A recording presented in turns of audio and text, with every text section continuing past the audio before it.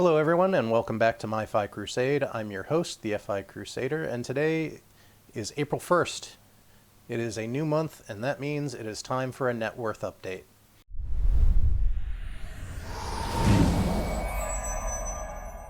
Now before we get into the numbers, take a second if you haven't already to hit the subscribe button, click the notification bell to get notified whenever I post a new video. That way you can keep updated on my journey towards financial independence, and hopefully some of the information that I provide will help you on your journey as well. Now with that out of the way, let's just jump right into it. Now, if you guys have been watching the news for the last several weeks, you will have noticed that the Dow and the S&P 500 have been jumping up and down like they're on a pogo stick. The reason for that is obvious. It is the uncertainty surrounding this virus that is out there. But because of that, there's been some uncertainty and panic in the markets.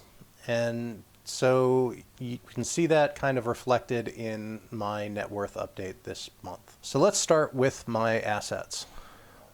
Currently, I have my home, which is still $200,000. I don't expect that to change, so I'm probably going to just move that all the way through for the foreseeable future. It is $200,000.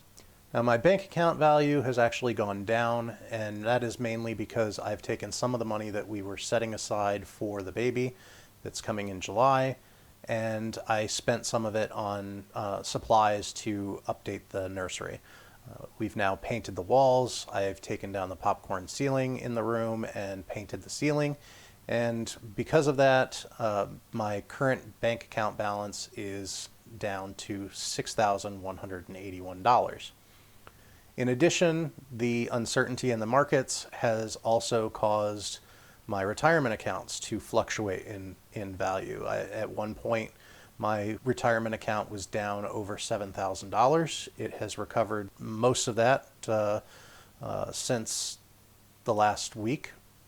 But we had another down day today, so this is going to be a bumpy ride for a while. And my retirement accounts currently sit at $30,006. That brings my total assets to $236,187. On the liability side, my mortgage has reduced. It is now $194,746. That's because I made my payment last month. My credit card balance has gone down just under $600 last month. It's now $13,241. My home improvement loans have gone down very slightly to $27,252. And my student loans have gone slightly up. And as I said last month, the reason for that is I'm not paying on them right now. They're in forbearance, and they were accruing interest even though they're in forbearance. Now, because of this whole virus thing, the federal government has decided to suspend interest on student loans. So for at least this month coming up, I probably won't see that value change much. My guess is that because of that pause on student loan interest, the student loan value is probably going to be the same next month that it is this month. So that brings my total liabilities to $311,675, bringing my net worth to negative $75,488. That means that my assets went down by $6,029.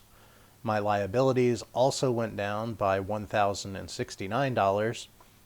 And my total change in net worth turned out to be negative $4,960.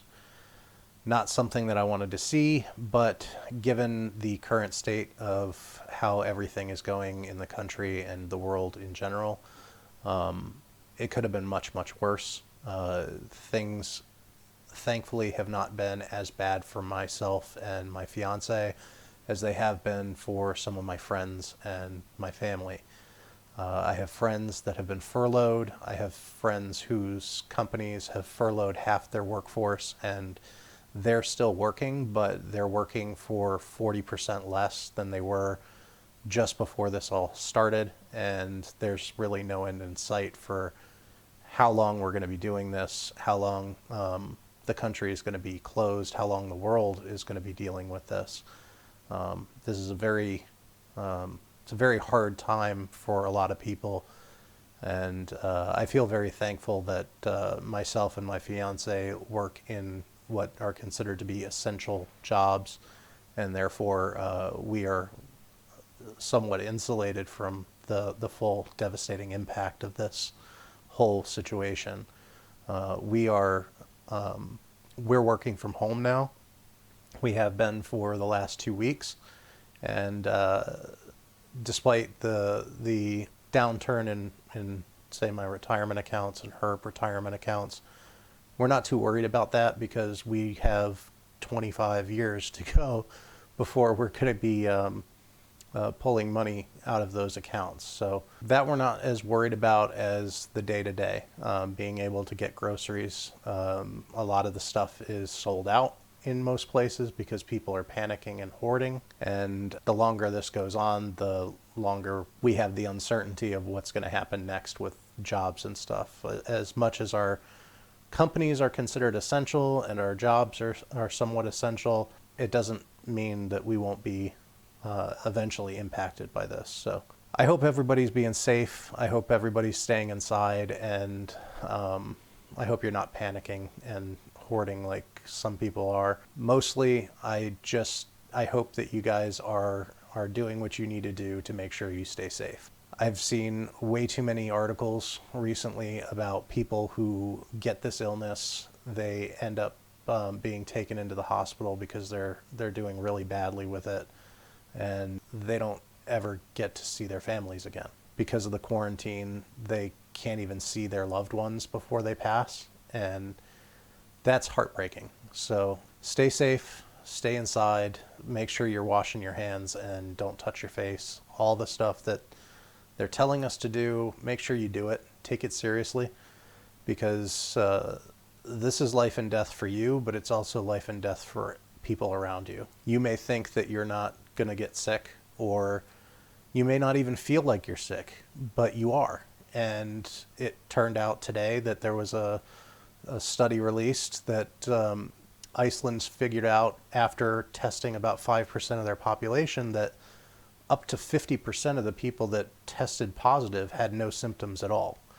And so they were going about their daily life thinking, hey, I'm not sick. I'm just going to make sure that I'm very careful and I don't get sick.